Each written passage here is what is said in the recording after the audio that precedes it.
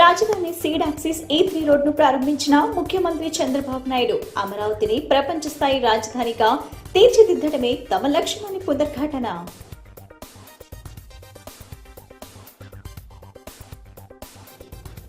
రాజధానిలో నిర్మాణం పూర్తయిన ఎమ్మెల్యే ఎమ్మెల్సీల భవన సముదాయాన్ని ప్రారంభించిన చంద్రబాబు నాయుడు మంత్రులు నారాయణ, మనోహర్తో కలిసి భవనాలను పరిశీలించిన సీఎం.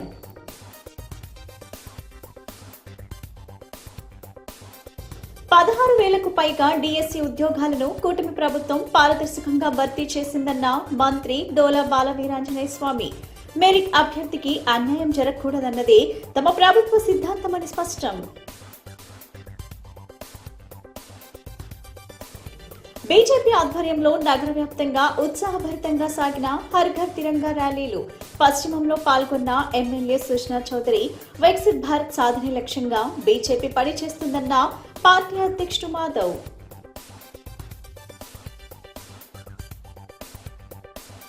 విజయవాడలో 1000 మంది విద్యార్థులతో కోలాహలంగా సాగిన హర్ ఘర్ తిరంగా ర్యాలీ.